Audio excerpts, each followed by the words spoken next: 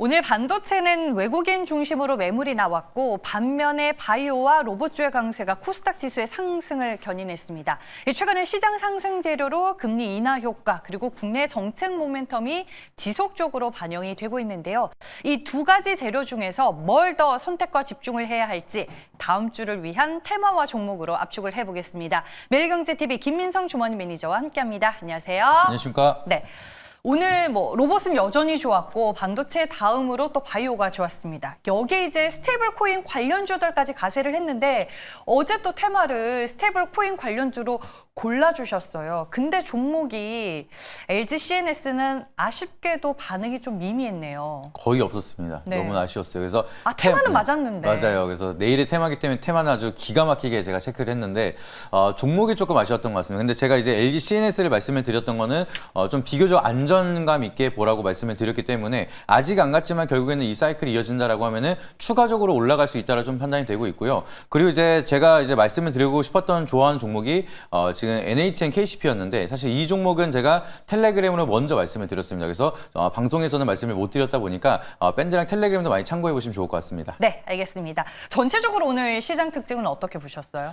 지금 제가 계속해서 말씀드렸던 스탠스 그대로 유지가 되는 것 같습니다. 오늘 시장이 약간 조정을 받긴 했는데 매도세가 많이 없었기 때문에 세론이 크지 않았습니다. 그만큼 시장이 강하다라는 모멘텀 형성이 되고 있고요. 지수가 쉬더라도 여기에 대한 테만 순환은 계속해서 만들어지고 있기 때문에 이런 사이클이 지속적으로 이어지고 있고 제가 테마는 아주 잘 고르고 있기 때문에 테마에 대한 전략 계속해서 이어가시면 좋을 것 같습니다. 네, 알겠습니다. 다음 주 테마도 적중률이 높을지 그럼 이제 테마를 탐색해 보러 가겠습니다. 키워드 먼저 만나볼게요. 네, 결국에는 지금 테마를 만들고 있는 거는 정부에 대한 모멘텀이기 때문에 오늘 키워드는 정부의 모멘텀 한번 체크드려 보도록 하겠습니다. 그러니까 결국에는 정부 정책을 예의주시해서 보자 이 말인 거죠? 네, 정부가 한마디 하면은 이제 테마가 바로 움직여지고 있고 그만한 예탁금이 있는 상황이기 때문에 조금 더 여기에 대한 디테일한 정보 한번 체크해 보도록 하겠습니다. 네, 오늘 키워드를 봐서는 이 테마는 나올 것 같아요. 보안은 무조건 나온다라고 생각이 드는데 먼저 첫 번째 테마부터 확인을 해보겠습니다. 네, 첫 번째 테마부터 들켰습니다. 네. 그래서 첫 번째로는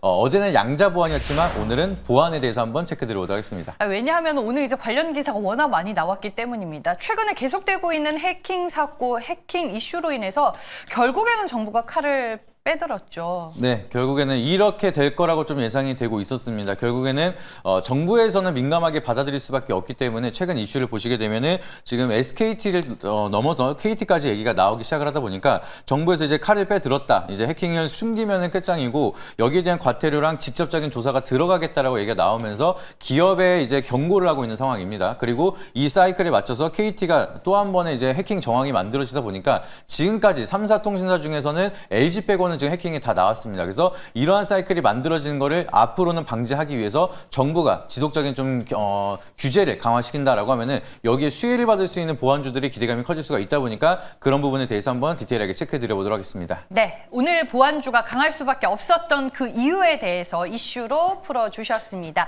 보안주는 우리가 어떤 점을 더 장점으로 볼 수 있을까요? 네, 지금부터는 이제 장점이 커다랗게 바뀌고 있는 게 보안 솔루션에 대한 투자가 단순한 지출이 아니라 필수적인 수요가 이어질 수밖에 없다라는 인식이 바뀌고 있습니다. 그래서 과거에는 이제 보안 솔루션을 제대로 도입을 하지 않다라고 하더라도 솜방망이 처벌이 굉장히 많았기 때문에 거기에 대해서 후속 처리를 하는 게 낫다라는 기업 인식이 굉장히 많았습니다. 근데 이제는 여기에 대한 규제가 커진다라고 하면은 필수적으로 지출할 수밖에 없는 산업이 되다 보니까 여기에 대한 수주가 늘어난다라고 하면은 모멘텀이 훨씬 더 커질 수 있는 기회가 많아지고 있다라는 게 보안 쪽에 대한 커다란 장점이라고 보시면 좋을 것 같고요.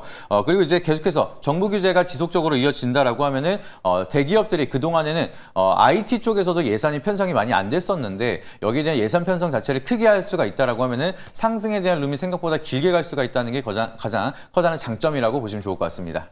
네, 알겠습니다. 장점부터 저희가 분석을 해봤고요.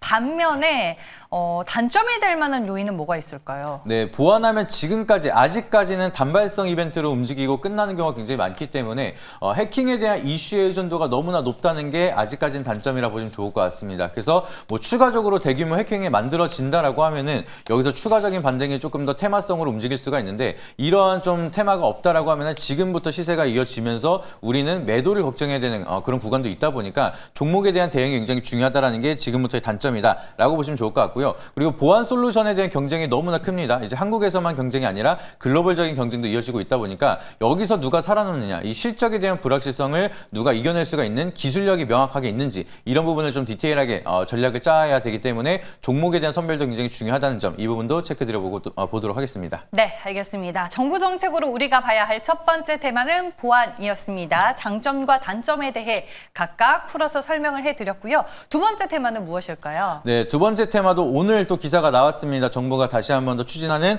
AI 팩토리에 대해서 한번 체크 드려보도록 하겠습니다. 네, 오늘 저도 뭐 관련 기사를 많이 봤는데 AI 팩토리의 정확한 개념이 뭐예요? 약간 헷갈려 하시는 분들이 계실 네. 것 같습니다. 스마트 팩토리가 뭐고 AI 팩토리가 네. 뭔지 이 부분이 많이 헷갈려 하시는데 쉽게 말씀을 드리면 스마트 팩토리 같은 경우에는 우리가 단순 반복 업무를 하는 그런 자동화를 솔루션을 진행을 하는 공장이 바로 스마트 팩토리라고 보시면 되겠고요. 여기서 한 단계 업그레이드 돼서 AI 기술이 도입이 되고 비정형화된 모델들을 자동화 작업을 할 수가 있는 게 AI 팩토리라고 보시면 되겠습니다. 그래서 단순 반복이 아니라 이제 특정에 대한 행위 자체를 비정형화로 자동화를 할 수가 있는 게 AI 팩토리이기 때문에 앞으로 이 AI 팩토리에 대한 모멘텀이 커진다라고 하면은 수혜를 받을 수 있는 그런 모멘텀들 디테일하게 한번 체크 드려보도록 하겠습니다. 그러니까 이제 단순 반복이 되는 자동화 공장의 스마트 팩토리라면 AI 팩토리는 여기에 이제 AI, 인공지능이 접목이 돼서 한 단계 더 레벨업 됐고 큰 범위에 해당이 된다. 이렇게 이해를 하면 되는 거죠? 네, 맞습니다. AI로 이제 알고리즘을 통해서 학습도 하고 휴머노이드 로봇을 네. 통해서 사람이 하는 일을 아예 대체하는 업그레이드된 팩토리가 AI 팩토리다라고 보시면 되겠습니다. 네, 알겠습니다. 이쪽에서도 이제 정부 정책과 관련된 얘기가 나오고 있는 것 같던데 어떤 이슈가 부각이 됐을까요? 네, 오늘 이 해당 내용에 대해서는 얘기 많이 들어보셨을 것 같습니다. 2030년도까지 AI 팩토리를 지금 26개인데 500개까지 확대를 하겠다라고 얘기를 했고요. 그만큼 정부 지원에 대한 혜택이 지속적으로 이어지는 산업이 하나 크게 만들어졌다. 이 부분이 좀 중요하게 만들어질 거라 보고 있습니다. 그리고 과기정통부에서 AI 팩토리 특화 AI 핵심 거점을 조성한다. 이 얘기도 추가적으로 나왔는데 이 내용이 굉장히 중요한 게 미국 같은 경우에는 반도체 제조 산업이 실리콘밸리에 모여 있는 상황이고요. 한국 같은 경우에는 IT가 판교에 모여 있죠. 이만큼 산업 조성 단지가 만들어진다라고 하면 그걸 통해서 협력이라든지 경쟁을 통해 빠르게 산업에 대한 혁신이 이루어질 수가 있는데 그런 부분을 준비를 하고 있다. 지금 전라도 쪽으로 좀 진행을 하고 있는데 그런 부분에 산업 조성 단지가 만들어진다라고 하면은 AI 팩토리에 대한 산업이 좀 더 빠르게 개화할 수가 있다는 점도 참고해 보시면 좋을 것 같습니다. 네, AI 팩토리는 제가 뭐 얘기를 쭉 들어보니까 이제 시작이 되는 산업이고 여기에 이제 또 로봇까지 가세가 될 수 있어서 좀 장점들이 많을 것 같은데 어떤 점을 좋은 장점으로 보셨을까요? 네, 가장 커다란 장점은 이제 디지털 전환이랑 스마트 제조 혁신에 대한 모멘텀이 이제 막 시작을 하고 있기 때문에 정부에 대한 지원이 장기 지속성으로 들어갈 수가 있는 게 가장 커다란 장점이라고 보시면 좋을 것 같습니다. 그리고 지금 AI랑 로봇 말씀을 주셨는데 AI 로봇과 성장을 같이 커플링이 될 수밖에 없는 산업이기 때문에 상승할 수 있는 룸이 굉장히 많고 상승할 수 있는 산업들이 굉장히 많다. 그래서 구조적 성장에 대한 밸류체인 덕분에 올라갈 수 있는 종목들이 굉장히 많다는 점이 가장 커다란 장점이다 보니까 종목에 대한 선정도 중요하지만 올라갈 수 있는 종목도 굉장히 많다는 점, 그 부분에 장점을 한번 체크해 보시면 좋을 것 같습니다. 네, 알겠습니다. 반면에 부각될 수 있는 리스크 요인, 단점은 어떤 것들이 있나요? 네, 결국에는 이제 누가 직접적으로 정부에 대한 수혜를 받느냐에 따라서 좀 상승과 하락에 대한 천차만별이 만들어질 수가 있습니다. 그래서 어떠한 종목이 정확히 정부 수혜를 받을 수가 있는지 이런 디테일한 전략이 좀 필요하다는 게 지금의 단점이라 보시면 좋을 것 같고요. 그리고 이제 스마트 팩토리 같은 경우 그리고 AI 팩토리 같은 경우에는 수주가 들어가고 나서 실적이 바로 찍히는 게 아니라 단계별로 이제 설치를 하는 거고 이제 거기에 대한 인허가라든지 여러 가지 좀 시간이 걸리기 때문에 실적까지 이어질 수 있는 시간차가 필요합니다. 그래서 기대만큼 올라갔다가 그만한 실적이 바로 나오지 않는다라고 하면은 세론에 대한 리스크는 항상 테마적으로 나타날 수가 있다 보니까 그 부분 미리미리 좀 준비를 해야 되는 게 단점이다라고 보시면 좋을 것 같습니다. 네, 알겠습니다.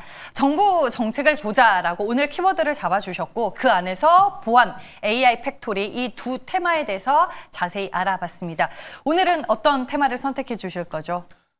둘 다 워낙 좋게 보고 있는데 제가 이제 사실 어제도 양자 보안을 갖고 왔는데 오늘도 보안을 가져왔으면서 네. 오늘은 좀 선택을 해줘야 될 것 같아서 보안을 한번 선택해 보도록 하겠습니다. 네, 보안을 골라주셨습니다. 종목은 어떤 종목일까요? 네, 재도전입니다. 다시 한번 가져와서 이번에는 좀 좋은 결과를 더 많이 보여줄 수 있을 거라 믿고 있는 엑스게이트 설명드려보도록 하겠습니다. 오, 엑스게이트. 근데 많은 분들에게는 양자 컴퓨팅 관련주로 더 친숙하고 예전에 소개해 주실 때도 양자 컴퓨팅 관련주로 소개를 해 주셨잖아요. 있었잖아요. 맞습니다. 그것도 결국에는 양자 보안에 대한 기술을 가지고 있기 때문에 보안 솔루션, 양자 컴퓨터를 만드는 기업이 아니라 이 양자 컴퓨터가 개발이 됐을 때 그걸 보완할 수 있는 기술을 갖고 있기 때문에 양자 컴퓨터 관련주라 보시면 좋을 것 같은데요. 이번에는 사실 이제 양자 보안에 대한 모멘텀도 중요하지만 지금은 해킹에 대한 보안 자체가 중요하기 때문에 이 기술력에 대한 모멘텀만 본다 하더라도 기술력이 굉장히 출중합니다. 그래서 엑스게이트에 대한 장점을 먼저 간단하게 설명을 드리면 제로 트러스트라는 보안 모델을 가지고 있는데 이게 기존에 우리가 알고 있는 보안이라고 하면은 방화벽으로 해서 밖에서 안으로 못 들어오게 방어를 하는 그 정도의 수준으로 보시면 되는데 이 제로 트러스트 보안 모델 같은 경우에는 안에 있는 데이터까지도 지속적으로 보안을 해주는 솔루션입니다. 그래서 기존에 보시게 되면 몇 개월 동안 이미 안에 해커가 들어와서 정보를 계속 빼냈다고 하는데 이제는 그러한 보안까지도 지속적으로 할 수가 있는 이 제로 트러스트에 대한 보안에 대한 수요가 늘어날 수가 있는 전망이다. 그렇게 된다라고 하면은 이 보안 모멘텀에서 기술력은 엑스게이트가 좀 크게 모멘텀 형성이 될 수가 있다. 이 부분 보시면 좋을 것 같고요. 대용량 트래픽을 처리할 수 있는 기술, 이제 멀티코어 기반의 기술력을 가지고 있기 때문에 아무리 많은 트래픽이라도 다 처리할 수가 있는 기술력까지 모멘텀이 부각이 된다라고 하면은 충분히 상승에 대한 룸이 많이 열려 있을 수 있는 그 종목이다라고 보시면 좋을 것 같습니다. 네, 알겠습니다. 엑스게이트만이 가지고 있는 경쟁력이자 투자 포인트에 대해서 자세하게 설명을 해주셨고요.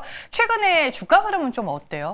네, 어제 급등이 나왔고요. 오늘은 조금 밀리는 모습을 보여줬습니다. 그래서 차트 한번 보여주시게 되면은 오늘 보안 쪽에 대한 모멘텀이 대부분 많이 올랐는데 오히려 여기서는 빠지고 있었습니다. 그래서 여기서 엑스게이트는 끝났다라고 생각하실 수가 있는데 저는 오히려 매수의 기회를 줬다라고 좀 판단이 되고 있기 때문에 다시 한번 가져왔다라고 보시면 좋을 것 같고요. 아쉽게도 엑스게이트는 넥스트레이드로는 이제 편출이 됐기 때문에 월요일 시초가로 진입을 말씀드려보도록 하겠습니다. 그리고 추세가 여기서 올라가고 있는 상황이고 잠깐 쉬었기 때문에 조금 가격에 대한 메리트를 가지고 매수를 진행한다라고 하면은 추가적으로 반등이 나왔을 때 일전에도 제가 7월 18일 날 말씀드렸던 목표가 10,000원 그대로 다시 한번 유지를 하면서 1차 목표가는 10,000원, 추세를 이탈하는 손절가는 7,450원 제시를 할 테니까 가격 전략 참고해 보시길 바라도록 하겠습니다. 네, 알겠습니다. 넥스트 트레이드에서는 거래가 안 되고요. 다음 주 월요일에 정규장에서 여러분들 공략해 보시길 바라겠습니다. 앞서서 우리가 오늘 시장에 대해서는 정리를 해봤는데 솔직히 개인적으로 다음 주 시장 어떻게 펼쳐질지 저는 전혀 감이 안 오거든요.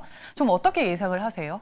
제가 어제 차트를 돌려보니까 네. 코로나 팬데믹 현상 수준에 대한 거래량이랑 지금을 비교했을 때 아직 제대로 된 거래대금은 안 터졌습니다. 그래서 유동성 장세가 본격적으로 들어올 수 있는 고객 예탁금도 쌓여 있고 시장에 대한 거래량이 본격적으로 들어오지 않았기 때문에 저는 한동안은 지금보다 더 매매하기 좋은 시장이 올 거라고 좀 바라보고 있어서 지금 걱정보다는 기대감으로 바라보는 게 맞다라고 보고 있고요. 거기에 예탁금이 많기 때문에 테마 순환매만 잘 이용한다라고 하면은 좀 더 수익을 빨리 볼 수 있는 장이다 보니까 어떠한 종목을 살까 말까 고민을 하는 장이지 주식을 할까 말까 고민하는 장은 아니다라고 좀 보고 있습니다. 네, 주도주는 주도주대로 갈 길을 갔고 또 그 안에서 테마주는 우리에게 또 다른 기회를 줄 수 있으니 잘 한번 거기를 공략해보자라고 다음 주 시장에 대한 조언도 해주셨습니다. 오늘 네이버 밴드로 가면 또 추가적으로 어떤 얘기 더 들을 수 있을까요? 네, 주말간의 이슈도 지속적으로 좀 체크를 드리면서 지금 많은 분들이 고민을 하실 겁니다. 뭘 살지를 고민하는 거지 주식을 할까 말까 고민을 하지 않고 있기 때문에 그러면은 지금 시장에서 어떠한 테마를 어떠한 기준으로 어떠한 종목을 선정을 해야 되는지 이런 디테일한 분석까지 좀 해드리고 있으니까 네이버 밴드 김민성 검색하셔서 인사이트 참고하시길 바라도록 하겠고요.